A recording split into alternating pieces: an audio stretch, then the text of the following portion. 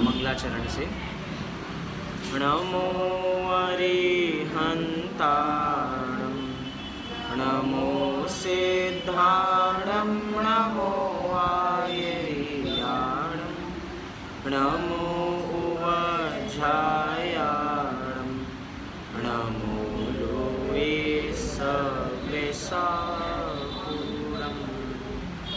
मंगलं भगवान् वीरो मंगलं गौतमो गणी मंगलं कुन्दकुन्दाद्यो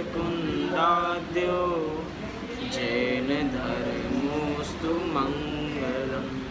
सर्वमङ्गलमाङ्गल्यं सर्वकल्याणकारकं प्रधानं सर्वधर्माणां जैनं जयतु शासनं जैनं जयतु शासनं।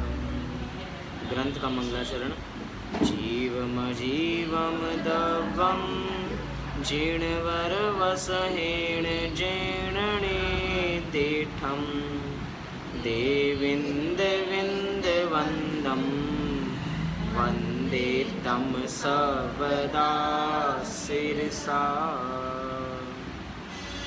नेमिचंद्र सिद्धांती देव द्वारा विरचित द्रव्य संग्रह, बृहद द्रव्य संग्रह एवं लघु द्रव्य संग्रह के नाम से विख्यात 58 गाथाओं का ये लघु ग्रंथ, जिसमें 6 द्रव्य, 7 तत्व, 9 पदार्थ, रत्नात्रय, मोक्ष मार्ग, ध्यान, इन सभी का स्वरूप बराबर बताया गया है। जिनमें से हमारी चर्चा मुख्य रूप से ध्यान के आधार से चल रही है कि वास्तव में ध्यान किसका करना चाहिए, ध्यान कैसे होता है, ध्यान की विषय वस्तु बराबर क्या होती है, क्योंकि जब तक विषय वस्तु का ख्याल नहीं होगा तब तक ध्यान होना संभव नहीं है। आज हम शुक्ल ध्यान का विषय बराबर पूर्ण भी करेंगे और चारों ध्यान का फल, या यूँ कहूँ कि चारों ध्यान का सारांश रूप से हमें क्या समझना चाहिए, इस बात को लेते हुए आज की चर्चा बराबर चलेगी। और कल से बराबर नई गाथा के माध्यम से 5 परमेष्टियों का स्वरूप क्रमशः आगे आएगा। अभी हम 4 ध्यानों में से आर्त ध्यान, रौर्त ध्यान, शुक्ल धर्म ध्यान और शुक्ल ध्यान, ये 4 ध्यान है। इन चौथे शुक्ल ध्यान की चर्चा बराबर चल रही है। ये शुक्ल ध्यान देखा जाए तो पंचम काल में संभव नहीं है, लेकिन प्राप्त तो हमें करना ही है अगर हमें मुक्ति की प्राप्ति करनी है। इसीलिए इसके विषय को हम यहाँ पे बराबर जान रहे हैं। 4 भेद बताए थे, चारों भेदों के अपने अपने अर्थ बराबर हैं। सबसे पहला भेद बताया गया पृथकत्व, वितर्क, सविचार। दूसरे का बताया एकत्व, वितर्क, अविचार। तीसरे का बताया सूक्ष्म क्रिया, अप्रतिपाती। और चौथे का बताया व्यूपरत क्रिया, अनिवृत्तिनी। इस प्रकार ये 4 भेद हमें बराबर शुक्ल ध्यान के बताए गए हैं। इन चारों ध्यानों के अंदर अपनी अलग अलग विशेषता बराबर है, जो हमने थोड़ी सी बराबर देखी थी। एक हमने अर्थ बराबर यहाँ पर ये देखा था कि जब भी हम पृथकत्व लेंगे तो उधर अनेक अनेक की बात चलेगी, अर्थात अनेक रूप किसकी चर्चा, भाव श्रुत ज्ञान के बल से उपयोगों का पलटना अर्थात संक्रांति बराबर होती रहेगी, ऐसा हमने बराबर देखा था। साथ ही साथ हमने एकत्व, वितर्क, अविचार के अंदर जाना था कि यहाँ वितर्क तो है बराबर, मतलब भाव श्रुत ज्ञान के आधार से या भाव श्रुत ज्ञान के बल से सारा कार्य बराबर होगा, लेकिन यहाँ पे मात्र एक ही का ऑप्शन है। एक ही का ऑप्शन से माने मतलब क्या, यहाँ पे पृथक पृथक नहीं है, यहाँ पे एक या द्रव्य होगा या पर्याय होगी, ऐसा बराबर हमने देखा था। और अविचार कहना चाहते हैं कि अब यहाँ पे संक्रांति किसी प्रकार की देखी नहीं जाती, यहाँ पे बस एक की चर्चा बराबर चलने वाली है। कल हमने इस विषय में ये भी बात बराबर देखी थी कि धीरे धीरे हमारी गहराई बढ़ती जा रही है, हमें अपने उपयोग को वास्तव में समेट लेना है जो बाहर विषयों के अंदर पड़ा हुआ है। अब देखा जाए तो शुक्ल ध्यान की जब भी श्रेणी बराबर आगे आरोहण की थी, अब तो किसी प्रकार के ऐसे विकल्प नहीं है, लेकिन अभी भी जो उपयोग मन वचन काय में बटा हुआ है, वो मन वचन काय में उपयोग जो बटा हुआ है वो भी अच्छा नहीं लग रहा। इसीलिए हमने उसके स्वामी ऐसे देखे थे कि पहले मन वचन काय, फिर उसके बाद 3 में से कोई एक, उसके बाद एक काय योग वाले, और उसके बाद क्या कहा था, अयोगियों को बराबर ये होता है। ऐसा प्रकरण हम बराबर पूरा देखकर आए हैं। आइए थोड़ी चर्चा को और आगे बढ़ाते हैं। 2 ध्यानों की चर्चा हमारी शुक्ल ध्यान की पूरी हुई, तीसरे भेद का नाम क्या है? सूक्ष्म क्रिया अप्रतिपाती, ये भी अ यहाँ पे मिसिंग है बराबर, अप्रतिपाती शुक्ल ध्यान। कल हमने जब इसकी चर्चा प्रारंभ की थी तो एक बहुत इंपॉर्टेंट शब्द यहाँ पर देखा था कि आचार्य देव ने यहाँ पे अप्रतिपाती लिखा, लेकिन पहले के 2 ध्यान के भेदों में अप्रतिपाती शब्द नहीं दिया। तो सहज ही जिज्ञासा उत्पन्न होती है कि क्या पहले वाले जो धर्म ध्यान है, पहले वाले जो शुक्ल ध्यान है, क्या उनके माध्यम से जीव च्युत हो सकता है? ये च्युत होता होगा तभी वहाँ पे विशेषण नहीं दिया। तो कहा कि धवला के आधार से वीरसेन स्वामी ने इसका उत्तर बराबर दिया कि हाँ, 11वें गुणस्थान में तो जीव नियम से च्युत होता ही है, क्योंकि उसी 11वें गुणस्थान में उन्होंने पहला भेद भी देख लिया और दूसरा भेद भी बराबर देख लिया। इसी के प्रमाण के लिए हम थोड़ी बात बराबर कर सकते हैं। बहुत छोटे अक्षरों में लिखा है, लेकिन थोड़ी चर्चा हम इसके माध्यम से आपको बराबर दिखेगी। ये हमारा जैनेन्द्र सिद्धांत कोश है जो बराबर है। जैनेन्द्र सिद्धांत कोश में आप यहाँ पे देखेंगे कि धवला का नाम बराबर लिखा है, सबसे पहले के अक्षर में धवला। धवला ग्रंथ की 13वीं पुस्तक के अंदर ये बात बराबर वीरसेन स्वामी ने लिखी। मैं बराबर इस विषय को पढ़ता हूँ, आप सभी लोग सुनिए। धवला के अंदर वीरसेन स्वामी ने लिखा और इसका अर्थ यहाँ पे लिखा बराबर, क्या लिखा? क्षीण कषाय गुणस्थान के काल में। ये क्षीण कषाय गुणस्थान कौन सा है? 12वां गुणस्थान, क्योंकि 11वें का नाम है उपशांत और इसका क्या है? क्षीण। तो यहाँ पे चल रही है क्षीण कषाय गुणस्थान के काल में सर्वत्र एकत्व वितर्क अविचार ध्यान ही होता है, ऐसा कोई नियम नहीं है। अर्थात वहाँ पृथकत्व वितर्क ध्यान भी होता है। मतलब दोनों ध्यान की स्वीकृति इस पहले भेद में ही बराबर देख ली गई है। क्षीण के अंदर भी पृथकत्व को बराबर ले लिया गया, 2 पॉइंट बराबर आ गए। 11वें के अंदर हमने एकत्व वितर्क को भी बराबर देख लिया और इस बिंदु से स्पष्ट हो गया कि 12वें के अंदर मात्र ये एकत्व वितर्क अविचार नाम का ध्यान होता हो, ऐसा भी नियम नहीं है।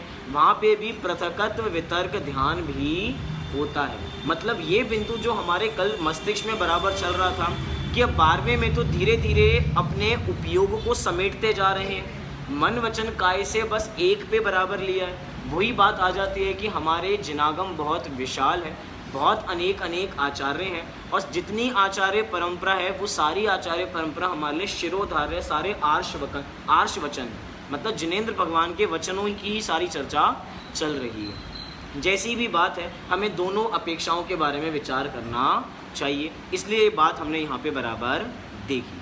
आइए अपने वापसी उस विषय पे ही बराबर आते हैं जो हमारी चर्चा बराबर चल रही है, सूक्ष्म क्रिया अप्रतिपाती नाम का शुक्ल ध्यान। अभी तक जो भी हमारा, क्योंकि हमने देखा कि इसके जो स्वामी हैं, इसके स्वामी एक काय योग वाले हैं, लेकिन अभी तक जो काय योग है वो बहुत स्थूल है। क्या है? जो काय योग है अभी बहुत स्थूल है। इसीलिए कहा कि ये जो सूक्ष्म क्रिया अप्रतिपाती नाम का शुक्ल ध्यान होता है, 13वें गुणस्थान के अंत में होता है। क्यों? क्योंकि 13वें गुणस्थान के प्रारंभ काल के अंदर तो अभी भी जो होता है वो स्थूल रूप में ही पाया जाता है, लेकिन अब 13वें गुणस्थान के अंत काल तक आते आते वो सूक्ष्म का जो स्थूल काय है वो धीरे धीरे कैसे होने लग जाती है? सूक्ष्म काय बराबर होने लग जाती है। इसलिए लिखा सूक्ष्म क्रिया और अप्रतिपाती का हमने अर्थ बराबर देखा। ये तो शब्दों के माध्यम से अर्थ हुआ। अब थोड़ी चर्चाएं बराबर करते हैं। क्या लिखा?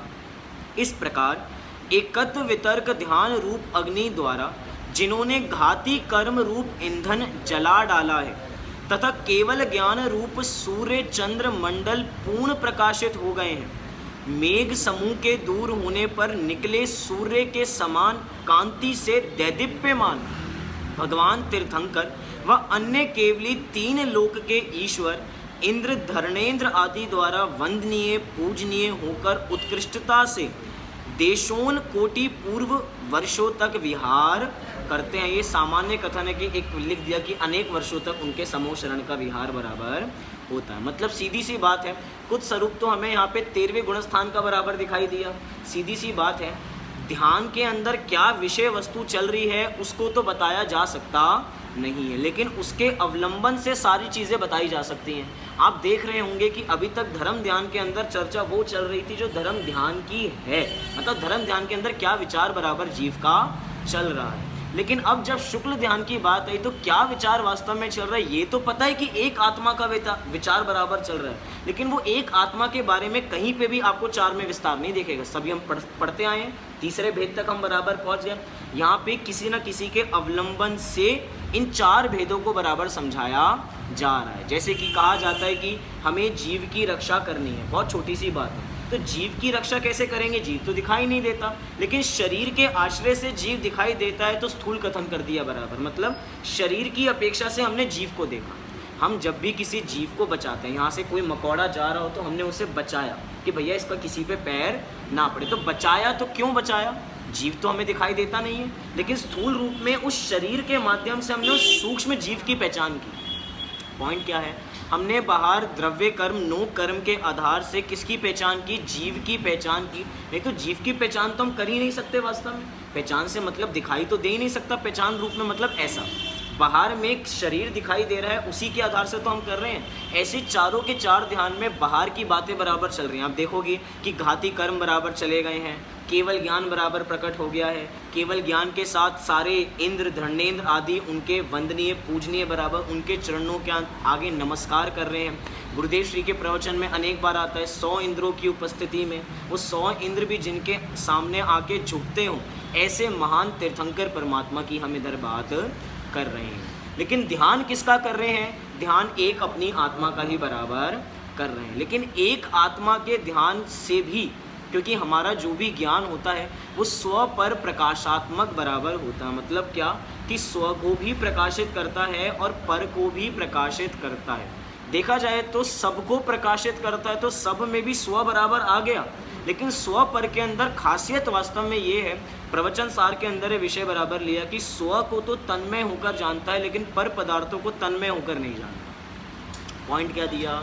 जानता तो सभी को है, स्व को भी जानता है और पर को भी जानता है, लेकिन स्व को तन में, मैं उस मैं माने उस में, कैसे उस में, तन तत् में, उस में उसी रूप अपने आप को अनुभव करता है, और पर पदार्थों में तन्मय अर्थात उसको अपना बराबर नहीं मानता।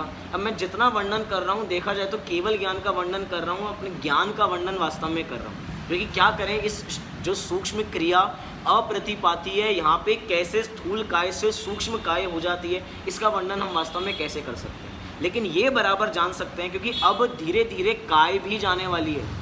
आज बराबर नेमिनाथ भगवान का मोक्ष कल्याणक बराबर है, तो उसके अंदर होता है ना कि जब एक अरहंत सिद्ध बराबर बनते हैं तो काय वहीं पे बराबर छूट जाती है और कपूर के समान बराबर उड़ जाती है। मतलब कपूर तुरंत विलीन बराबर कपूर के समान हो जाता है। धीरे धीरे प्रोसेस बढ़ रहा है ना उसी ओर, क्योंकि अभी सिद्ध बराबर बनना है। सिद्ध बनना है तो शरीर को छोड़ना है। अब छोड़ना है तो पहले स्थूल को छोड़ो, फिर सूक्ष्म में बराबर आ गए। जैसे कि यही बात है कि 4 कषाएँ हैं, अनंतानुबंधी, अप्रत्याख्यानावरण, प्रत्याख्यानावरण और संजुलन। संजुलन के भी बहुत सारे भेद बराबर कर दिए। देखा जाए तो 6वें गुणस्थान से लेकर 10वें गुणस्थान तक सभी के सभी भेद यहाँ पे कषाय के संजुलन के ही तो हैं।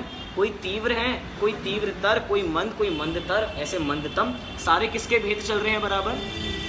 एक कषाय के, संजुलन कषाय के। लेकिन कषाय धीरे धीरे जाती जा रही है। पहले 6वें के अंदर तीव्र थी संजुलन, 7वें में मंद थी, फिर मंदतर, मंदतम, और उसके बाद धीरे से आगे अगले गुणस्थान में खत्म ही बराबर। धीरे धीरे आगे प्रोसीजर बढ़ रहा है ना।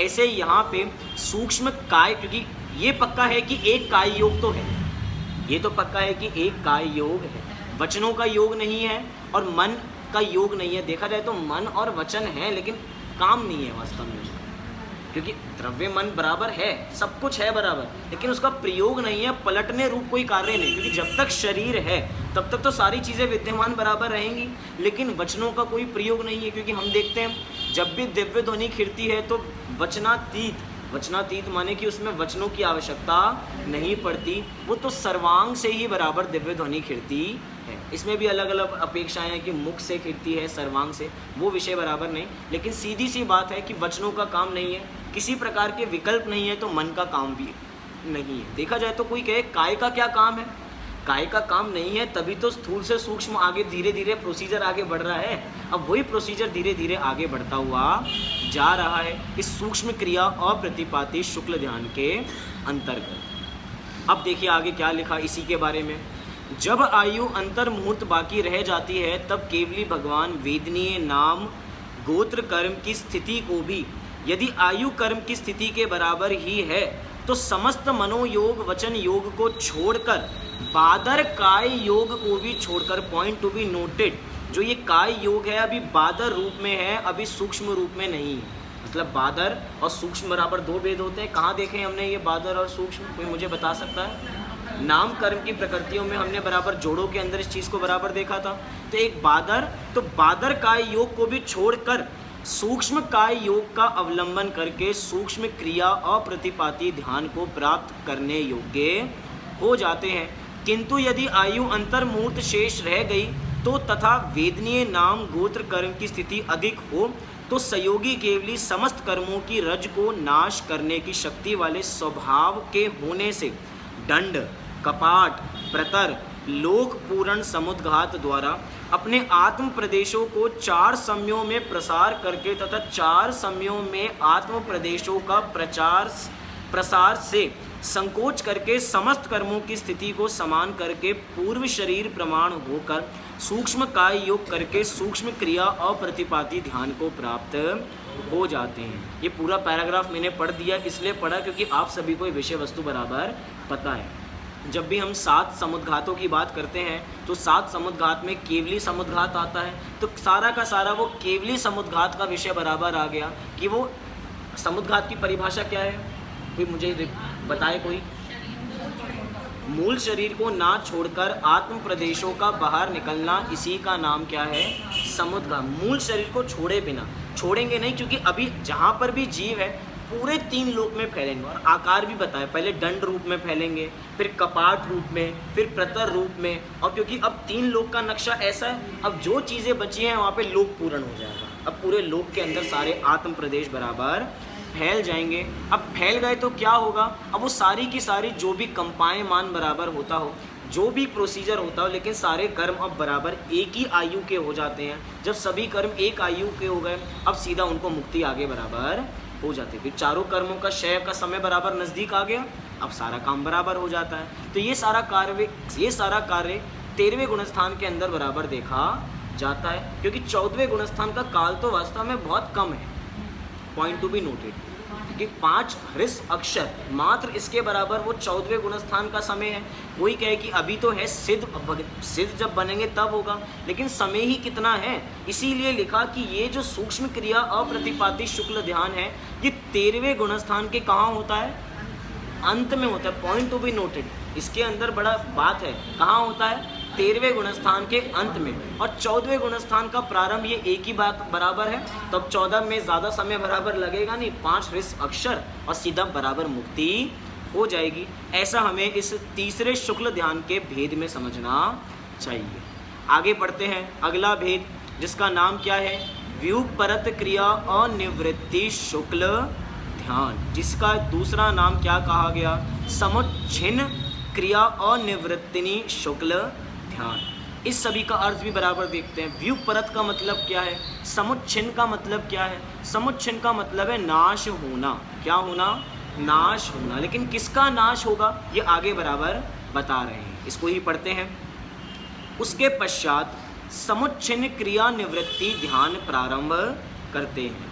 समुच्छिन्न अर्थात नष्ट हो गया है श्वासोच्छ्वास का आना जाना तथा समस्त काय वचन मन का योग रूप समस्त प्रदेशों का हलन चलन रूप क्रिया का व्यापार जिसमें, इसीलिए उसे समुच्छिन्न क्रिया निवृत्ति ध्यान कहते हैं। कोई कहे क्या ध्यान कर रहे हैं? पहले हमने बात की, अवलंबन से इस स्वरूप को बराबर समझाया जा रहा है।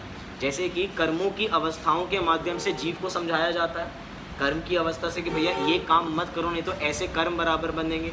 कर्म के माध्यम से भी जीव को बताया जा रहा है। खंडन योग के अंदर कर्म की वास्तव में बात की क्यों है? पहचान तो उन्होंने जीव की ही करानी है, लेकिन कैसे कराएं? चलो ठीक है, कर्मों के माध्यम से कराते हैं कि कर्म किसको बनते हैं? जीव को बनते हैं। अगर वो तपस्या करेगा तो कर्म उससे छूट जाएंगे। तो पहचान का लक्ष्य तो एक क्या है? एक जीव की प्राप्ति बराबर कराना। मतलब यहाँ पर भी बाहर के अवलंबन से कि मन वचन काय सबका हलन चलन बंद हो जाता है। तो हम क्या करें इसके अंदर? आप तो ये बताओ कि व्यू परत के अंदर क्या होता है? अरे यही होता है। क्या करें कि शब्दों की अपनी सीमा है, जितना बताया जा सकता है उतना यहाँ पे बताया जा रहा है। उस समुच्छिन्न क्रिया निवृत्ति ध्यान के होने पर समस्त बंध का कारण समस्त आश्रव का निरोध हो जाता है तथा समस्त कर्मों के नाश करने की सामर्थ्य उत्पन्न हो जाने से अयोग केवली भगवान के संपूर्ण संसार के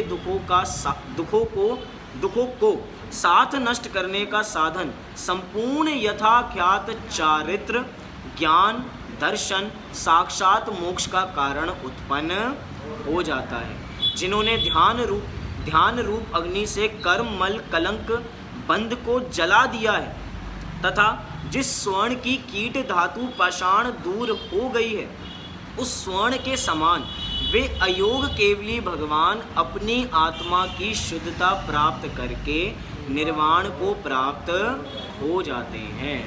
ऐसे बराबर हमने 4 ध्यान की चर्चा यहाँ पे पूर्ण की। इसी तीसरे भेद के अंदर आचार्य देव ने कुछ उदाहरण भी बराबर दिए। तीसरा भेद कौन सा था? सूक्ष्म क्रिया अप्रतिपादिक। इसको समझाने के लिए आचार्य देव ने उदाहरण दिया, जैसे कि नाली है, नाली में से पानी धीरे धीरे बहता जा रहा है, तो जहाँ भरा था वहाँ से धीरे धीरे खाली बराबर होता हुआ सूक्ष्म जरिए से जा रहा है, सूक्ष्म जरिए से बराबर जा रहा है। एक उदाहरण ये दिया। अर्थ बताते हैं इसका क्या बराबर लगेगा। दूसरा अर्थ दिया कि एक बिल्कुल तपा हुआ कोई बर्तन ले लीजिए, उस तपे हुए बर्तन में कोई भी पानी की बूंद डालिए तो क्या वो बचने वाली है? घर के अंदर तवे पे कुछ होने वाला है तो साफ़ करने के लिए पहले छींटे मार लेते हैं बराबर, वो छींटे बराबर में छींटे बचती हैं बराबर? नहीं बचती। ऐसे ही अभी तक जो स्थूल था, अभी तक वो बूंद कैसी थी? स्थूल, लेकिन अब गई तो सीधा सूक्ष्म रूप में परिवर्तित हो गई, बची ही नहीं। अर्थात अब उस मार्ग की ओर जा रहे हैं कि अपने को समेटने का काम करना है, अपने को फैलाने का काम नहीं करना। जब भी घर में खाना बनता है तो पहले फैलावट की जाती है, लेकिन फैलावट के बाद ऐसे ही छोड़ दिया जाता है क्या? हम रात को सोते हैं तो चद्दर तान के बराबर सोते हैं, तो सुबह चद्दर तय बराबर होती है नहीं होती? अरे रात को तो खुलनी है फिर से, तो तय करते हैं नहीं करते हैं? तय बराबर करते हैं। तो तय बराबर की ना, अब तय की तो सारा कार्य जब तक पूरा नहीं होगा तब तक काम नहीं चल पाएगा। घर हमें संगवा हुआ तब दिखाई देगा जब हर स्थान अपनी चीज़ अपने स्थान पे बराबर, पूरा हर चीज़ अपने पे। ऐसे ही कहना चाहते हैं कि जब अपनी आत्मा का उपयोग अपने स्वरूप के अंदर लग जाएगा तब वो अपने स्थान पे बराबर पहुँचेगा। अभी तक तो अपने स्थान पे है नहीं, अभी तक कहाँ है? 5 इंद्रियों के विषयों के अंदर है, बाहर कहीं ना कहीं रम रहा है, लेकिन अपनी आत्मा के अंदर रमण नहीं कर रहा। तो इस प्रकार हमने चारों ध्यानों के सभी भेदों की चर्चा पूरी की। जब हमने ध्यान की चर्चा प्रारंभ की थी तो हमने कहा था कि ये ध्यान दादा का परिवार बहुत बड़ा है, अभी परिवार पूर्ण नहीं होगा। अभी देखा जाए तो इसी ध्यान के अभी तो 4 मात्र भेद बताए हैं। देखा जाए तो सभी के बहुत भेद बराबर भावों की अपेक्षा बन सकते हैं, लेकिन वाणी की सीमा है तो 4 बराबर यहाँ पर बताए गए हैं। साथ ही साथ एक और बात हमें ध्यान रखनी चाहिए, जो हमने शुरुआत में प्रश्न किया था उसका थोड़ा समाधान, जितना विचार में कोई निष्कर्ष नहीं है, पहली कंक्लूजन है। जो अब मैं आपसे कहने वाला हूँ निष्कर्ष नहीं है, एक विचार है, मात्र विचार रख रहे हैं कि ऐसा है या नहीं है। जो भी होगा उसकी चर्चा बराबर करेंगे। शुरुआत में हमने शुरुआती दिनों में कहा था कि मिथ्या दृष्टि का जितना भी स्वाध्याय आदि है उसको किस ध्यान के अंदर हम बराबर रखेंगे। अगर हम कहते हैं कि धर्म ध्यान के अंदर रखेंगे तो धर्म ध्यान तो 4थे गुणस्थान से लेकर 7वें गुणस्थान तक बराबर होता है, और अभी हमें वो 4था गुणस्थान प्राप्त नहीं हुआ है, तो हमारा स्वाध्याय आदि कहाँ हुआ? फिर विकल्प आता है कि आर्त ध्यान में कहाँ डाले, रौर्त ध्यान में कहाँ डाले। ऐसे कोई भेद उनके नज़र आते ही नहीं बराबर, सभी के सभी पाप रूप नज़र आते हैं। फिर इसका एक और उत्तर हमें बराबर मिलता है, सभी के असंख्यात भेद हैं, सभी के असंख्यात भेद हैं, तो कहीं ना कहीं इसका स्वरूप बराबर आ जाएगा।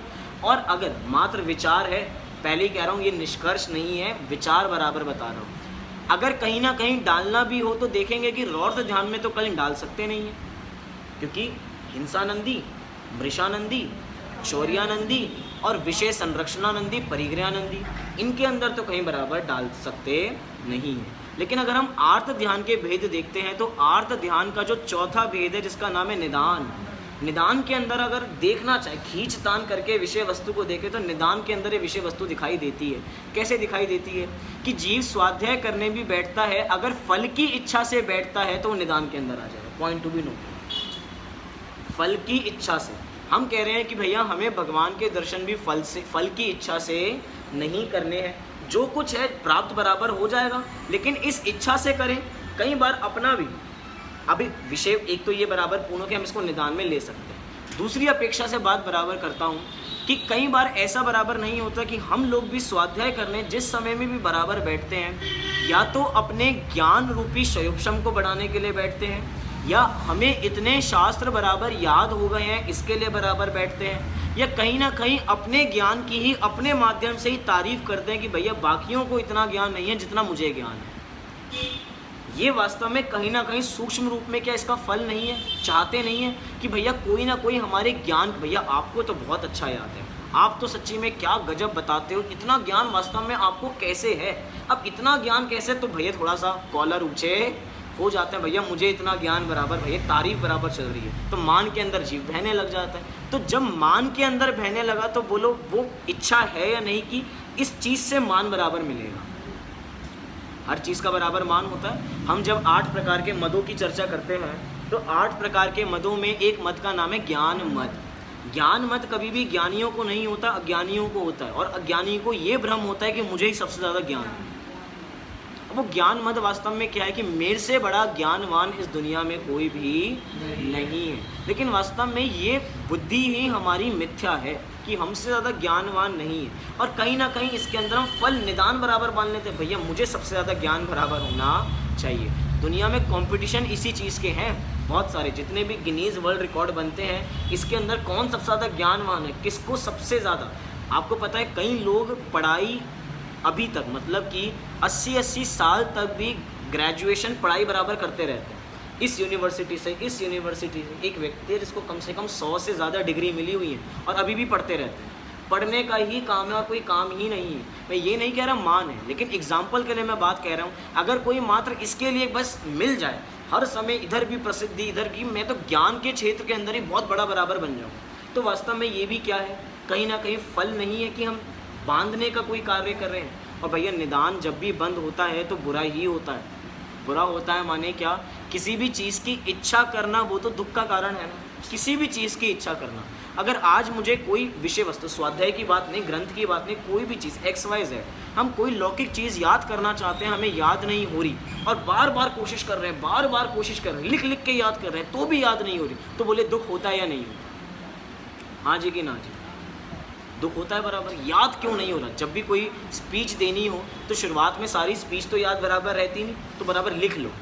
जब हम गोष्ठी बोलते हैं ना 5 मिनट की, शुरुआत में जब स्मारक के अंदर गए बोलने का कुछ आता ही नहीं बराबर, आज तक स्टेज पे ऐसा कुछ कभी बोले ही नहीं। अब 5 मिनट की गोष्ठी बोलनी, बस 5 मिनट है, लेकिन वो 5 मिनट के अंदर भी घबराहट इतनी होती है कि इतने लोग सामने बराबर बैठे होंगे, क्या का क्या ना निकल जाए बराबर। सब लोग क्या है कि सामने वालों को गलती सब बराबर पकड़ लेते हैं कि ये गलती हुई, ये गलती, और वो डर है बराबर क्या होगा क्या होगा क्या होगा, कोई पकड़ ना ले, कोई पकड़ ना ले। अब एक चीज़ के लिए क्या किया जाता है, हमने 5 मिनट की गोष्ठी अगर बोलनी है तो 4 पेजों में आ जाती है, मतलब पूरे 1 2 3 4 पेजों के अंदर सारी विषय वस्तु बराबर आ गई।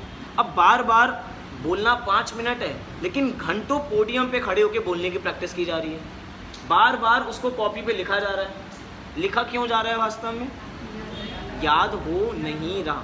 अब दुख हुआ ना, और सबसे बड़ी बात है सब कुछ हो गया, लिख लिया, लोगों को सुना दिया, प्रैक्टिस हो गई, और स्टेज पे जाके फिर गड़बड़ हो गई।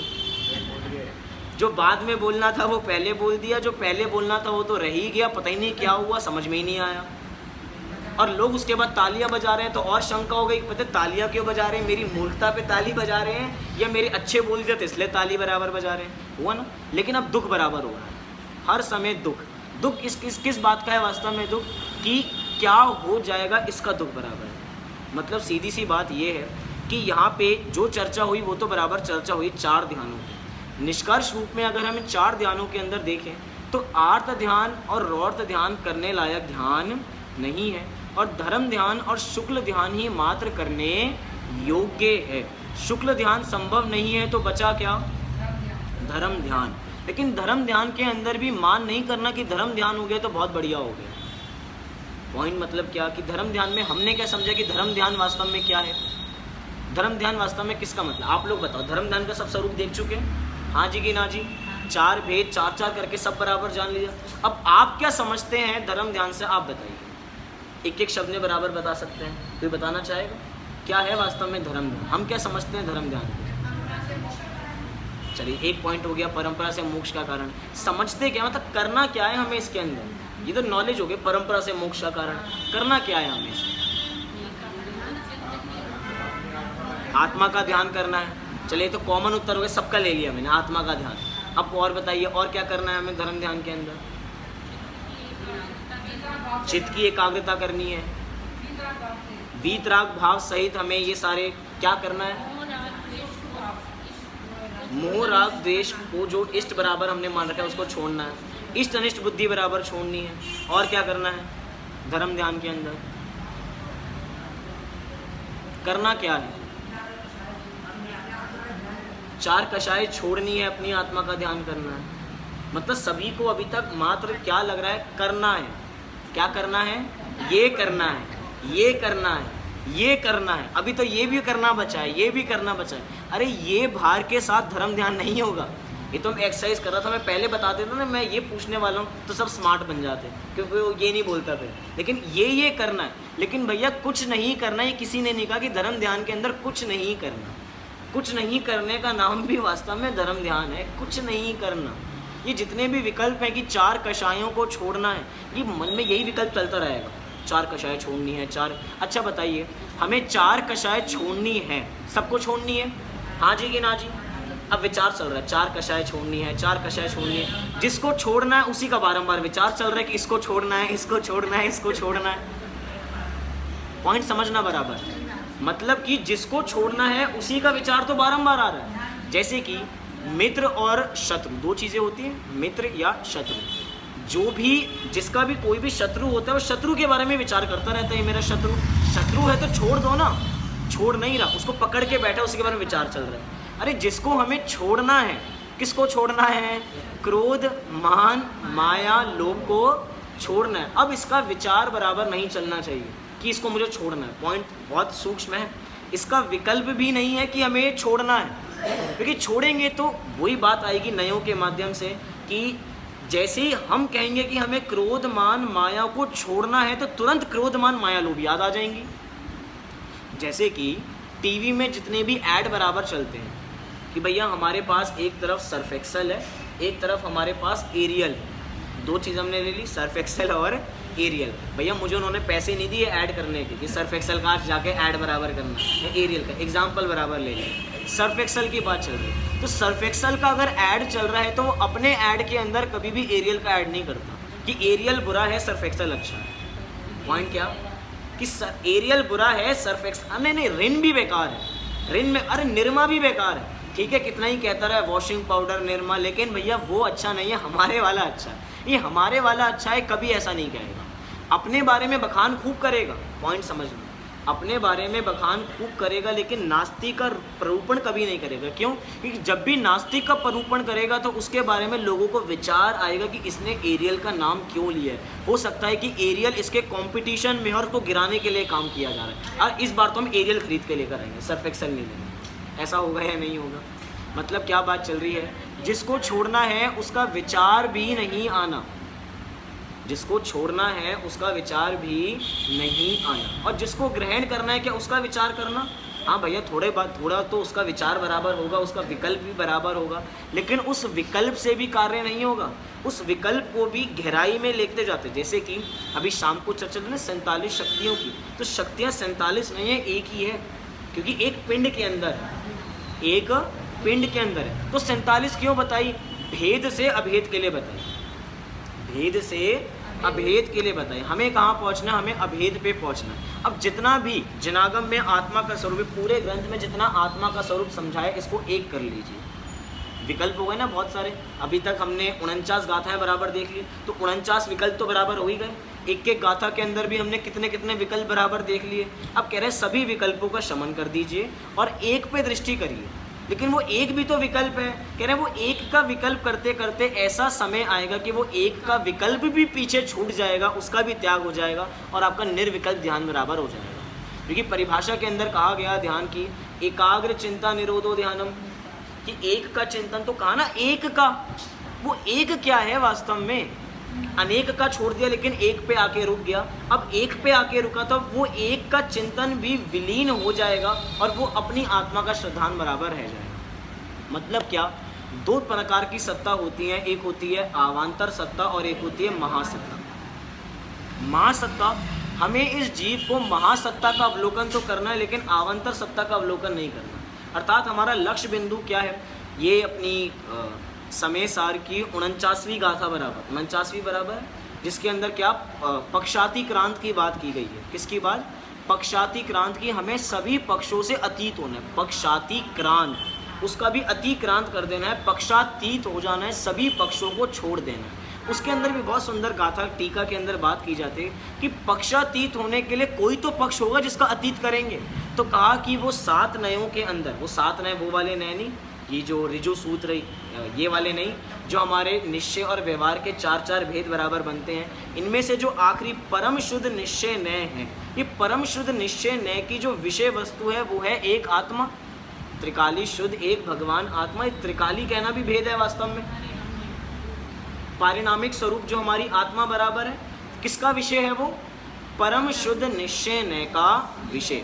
अब परम शुद्ध निश्चय नय के विषय का बारंबार विचार चल रहा है, बारंबार विचार चल रहा है, लेकिन पॉइंट टू बी नोटेड, किसका विचार किस अपेक्षा से चल रहा है?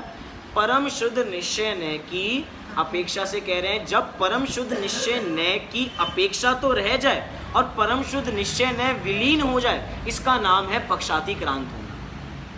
मतलब एक पक्ष था परम शुद्ध निश्चय नय का। उस परम शुद्ध निश्चय नय का पक्ष ये था कि हमें एक शुद्ध आत्मा तक पहुंचाना, एक पारिणामिक स्वरूप तक पहुंचाना। अब पहुंचा दिया ना एक पारिणामिक स्वरूप तक, अब उसका सारा छोड़ दो। जो पहुंचाने में सहायक था अब उसका सारा हमें छोड़ देना। बहुत कॉमन सी बात हम बराबर कर सकते हैं, जैसे कि ये शरीर ये मेरा है या संयोग मेरे हैं, किस कथन की अपेक्षा हम कहते हैं?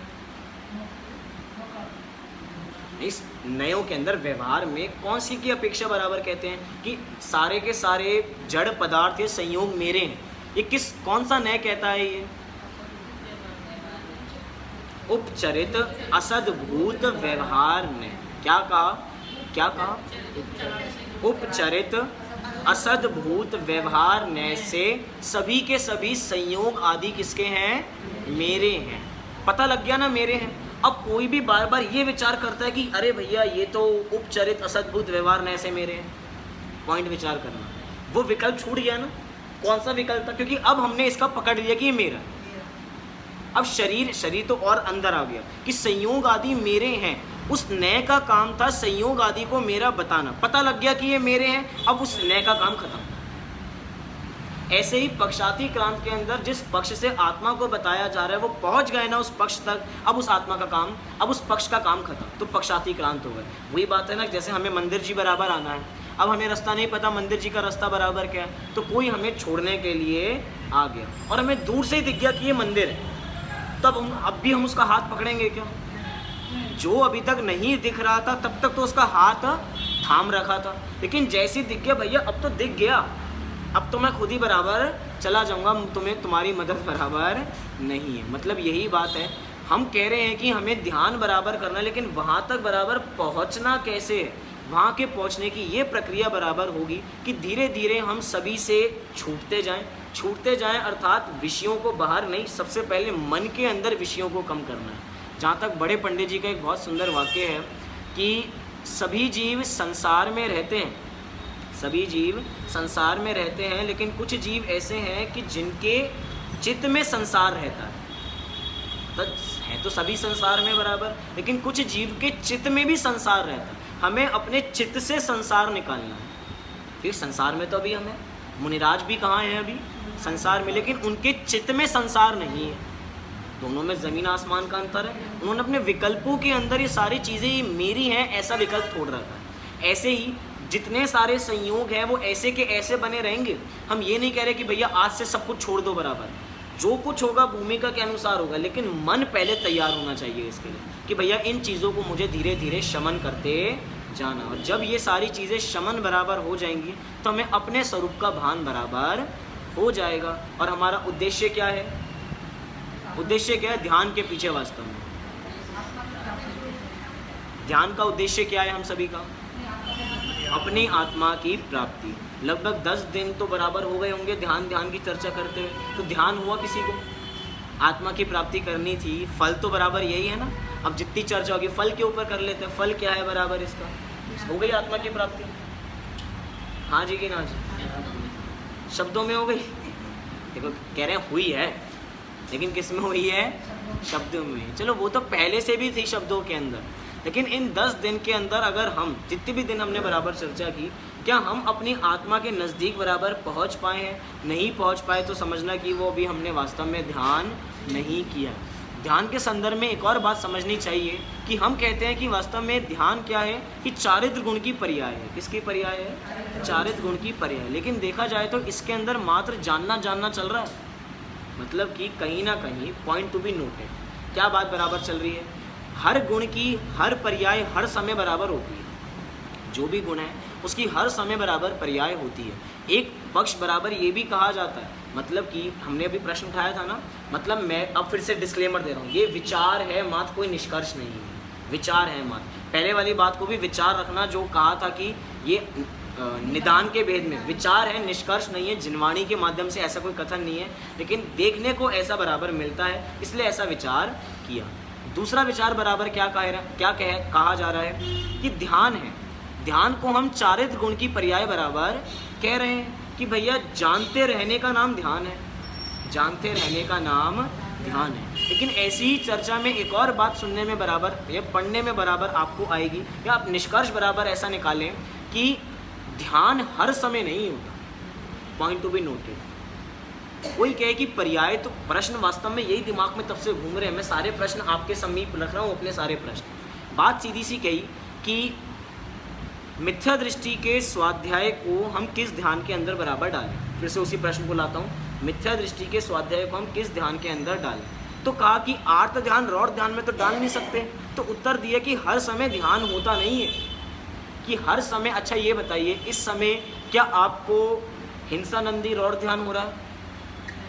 मृषानंदी, शौर्यानंदी, परिग्रहानंदी, इष्ट वियोगज, अनिष्ट संयोगज हो रहा है? पीड़ा चिंतन हो रहा है, मतलब वेदना हो रही है बराबर? या दूसरा क्या है बराबर अपना निदान, क्या इस समय कोई हो रहा है? अब कोई कहे दिख तो रही नहीं, इसलिए कहा कि हर समय ध्यान होता हो ऐसा ज़रूरी नहीं है। हर समय ध्यान की अवस्था हो ऐसा ज़रूरी नहीं है। लेकिन अब तुरंत ही सहज प्रश्न खड़ा होता है, अगर ध्यान हर समय नहीं होता लेकिन एकाग्रता तो कहीं ना कहीं एक जगह बराबर होती है। ठीक है, हमारी एकाग्रता पलटती रहती है, कभी इस विषय पे है तो कभी उस विषय पे, कभी इस विषय पे तो कभी इस विषय पे, लेकिन एकाग्र तो बराबर होते हैं ना हम भी। बात कही एकाग्र चिंता निरोधो ध्यान, और कहा कि ध्यान के बिना कोई भी जीव नहीं है। तो किसी ना किसी का चिंतन तो बराबर चल रहा है, किसी ना किसी का मंथन तो बराबर चल ही रहा है, हर समय चल रहा है। इस समय कोई मंथन चल रहा है नहीं चल रहा, ध्यान तो बराबर है। लेकिन ऐसा कैसे कह सकते हैं कि भैया ध्यान नहीं होता हर समय? ध्यान हर समय नहीं होता। अब इसकी भी अलग विपक्ष हम लगा सकते हैं कि जो चार प्रकार के आर्त ध्यान और रौढ़ ध्यान के भेद बताएं, ऐसा ध्यान हर समय नहीं होता, लेकिन बाकी ध्यान पाया जाता है, बाकी ध्यान बराबर। ये सारे प्रश्न हैं, उत्तर नहीं है। Point to be noted. आप इसको समाधान लेके अपने घर मत जाना बराबर, इसके ऊपर आप लोग भी बराबर चिंतन करना कि कहाँ बराबर इस चीज़ को बराबर लेंगे। विचार है वास्तव में, क्योंकि जब तक विचार विमर्शना नहीं की जाएगी, जब तक एक निष्कर्ष तक नहीं पहुँचा जा सकता। आगम में भी तर्क बराबर दिए गए ना, अभी हमने देखा ना, नाम है वितर्क। वितर्क दोनों में है ना, पृथकत्व वितर्क और एकत्व वितर्क। और वितर्क में लिखा कि बारंबार उसका विचार गोलन करना। तो जब तक विचार नहीं होगा, जैसे कि वाचना प्रचना हो गई, अब उसका चिंतन जब तक नहीं चलेगा तब तक हम बराबर कैसे पहुंचेंगे? ये आप सभी का होमवर्क है एक तरीके से। ऐसा होमवर्क कि मुझे इसका रिजल्ट जल्दी नहीं चाहिए, कल होमवर्क करके लाना है, ऐसा नहीं। इसका चिंतन मनन बार बार चलता रहे तो हमें इसका समाधान बराबर मिलेगा। ध्यान का फल कह के अपनी बात को बराबर पूर्ण करते हैं कि ध्यान का फल वास्तव में वो सिद्ध भगवान भोगते हैं कि उनको उसका फल बराबर मिल रहा है, हर चीज़ का फल बराबर होता है। जैसे कि परीक्षा मुख ग्रंथ के अंदर ज्ञान का फल कहा गया, प्रमाण का फल कहा गया कि वास्तव में ज्ञान का फल क्या है, तो कहा त्याग उपादान, हान उपादान और ग्रहण, तीन चीज़ें बताई। परीक्षा मुख के 5वें अध्याय का 6 अध्याय है परीक्षा मुख सूत्र में, आचार्य माणिक्य नंदी द्वारा विरचित है। उसका पहला ही सूत्र है कि प्रमाण का फल क्या है। प्रमाणात्मक वस्तु को हमने जान लिया, लेकिन प्रमाण का फल क्या है, तो बताया कि प्रमाण का फल है हान, उपादान और ग्रहण। हान, उपादान और ग्रहण।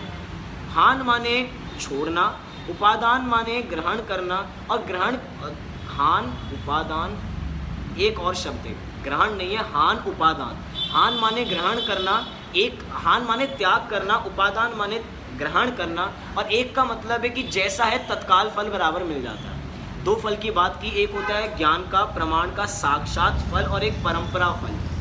साक्षात फल और परंपरा फल, इसमें भी साक्षात और परंपरा है। आपने कोई प्रश्न किसी से पूछा, आपको तुरंत समाधान मिल गया, ये साक्षात। और परंपरा से, कि वो परंपरा से मिलेगा, परंपरा के अंदर लिया कि आप किस चीज़ को ग्रहण करते हो, किस चीज़ को त्याग करते हो। आपको पता लग गया कि भैया हमें पूछा कि आत्मा का स्वरूप कैसा है, तो आत्मा का स्वरूप हमें पता लग गया कि त्रिकाली शुद्ध है। अब त्रिकाली शुद्ध आत्मा के स्वरूप को हमें ग्रहण करना है या त्याग करना है, ये इसका परंपरा फल है, क्योंकि अब उसके विचार तर्कना बराबर आगे जाके चलेगी। ऐसी अब हमने ध्यान बराबर कर लिया, लेकिन ध्यान का फल क्या है? वो ध्यान का फल ध्यान ही है वास्तव में, पॉइंट टू बी नोटेड। ध्यान के फल के अंदर भी ध्यान ही बराबर मिलता है, फल के अंदर कुछ और मिलता हो, लड्डू पेड़े मिलते हो, ऐसा बराबर कुछ नहीं है। ध्यान का फल भी ध्यान की एकाग्रता ही है कि अब कोई कार्य बचा ही नहीं। मतलब क्या, हम कहते हैं कि हम कोई भी कार्य को कर रहे हैं, हम बोर बहुत जल्दी हो जाते हैं। बोरियत होती है ना, सब बच्चे क्या कहते हैं, बोर हो गए इस काम को करते हैं। कोई नया काम बताओ, बोर हो जाते हैं। अभी सुनते सुनते बोर हुए या नहीं हुए? नहीं हुए, सुनते सुनते गर्मी लग रही है, बोर हो गए, कुछ एसी वेसी चल जाता तो मज़ा आ जाता, काश यहाँ पे कूलर लग जाए तो मज़ा आ जाए बराबर। बोर तो नहीं हुआ कोई भी?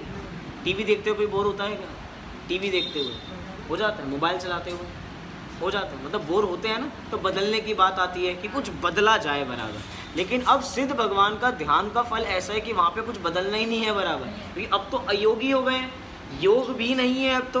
पहले तो मन वचन काय के अंदर संक्रांति भी बराबर हो रही थी जो सूक्ष्म रूप में थी, लेकिन अब 24/7 वास्तव में अगर जीव बहुत जल्दी बोर होता है तो उसको हमें सावधानी चेतावनी दे देनी चाहिए, भैया अगर सिद्ध बन जाओगे तो एक ही काम रोज करना पड़ेगा। अगर तुम एक काम को रोज नहीं कर सकते हो तो काम नहीं कर सकते। ऑफिस जितने भी लोग जाते हैं, लोग ऑफिस जाते जाते बोर हो जाते हैं, रोज़ यही रूटीन है, 9 बजे जाना है, रात को 8 बजे आना है, वही काम है, कोई नया काम भी सीखने को नहीं मिलता, यही काम बराबर यही बराबर करते रहो, कंप्यूटर पे बैठ के ये काम बराबर, कुछ सीखने बोर हो गए। एक काम करते हैं, जॉब चेंज कर देते हैं, यही ऑप्शन होता है ना, जॉब चेंज कर देंगे या थोड़ी पोजीशन बढ़ जाएगी तो नई चीज़ सीखने को बराबर मिल जाएगी। लेकिन वहाँ पे कोई पोजीशन चेंज नहीं होगी, वहाँ पे कुछ चेंज नहीं होगा। एक ही का ज्ञान, एक ही का श्रद्धान, एक ही का लीनता हर समय बराबर चलती रहेगी, और आत्मा के अनंत गुणों के अंदर वो सिद्ध भगवान हर समय के लिए करते रहेंगे। हम सब भी ध्यान के माध्यम से अपने अनंत गुणों के अंदर केली करें, इसी मंगल भावना से अभी की बात को यहाँ पर पूर्ण करते हैं। साथ ही साथ अभी ध्यान का स्वरूप बचा है, अभी ग्रंथ समाप्त नहीं हुआ, अभी पूरी कितनी हमारी 8, 9 गाथाएं अभी भी शेष हैं। वो 9 गाथाएं भी आचार्य ने ध्यान के लिए ही लिखी हैं, लेकिन ध्यान के मोटे मोटे 4 भेद हमने यहाँ पर देख लिए, इसलिए आज पूर्ण हुआ। अब वही धर्म ध्यान का पदस्थ, याद है पदस्थ बराबर आया था, उसी पदस्थ में अब अरहंत, सिद्ध, आचार्य, उपाध्याय, साधु, इन सबका स्वरूप क्रमशः हम बराबर जानेंगे। तो कल से इसकी चर्चा हम प्रारंभ करेंगे। अभी के लिए हम सभी अपनी आत्मा में लीन हो, इसी मंगल भावना से अभी की बात को पूर्ण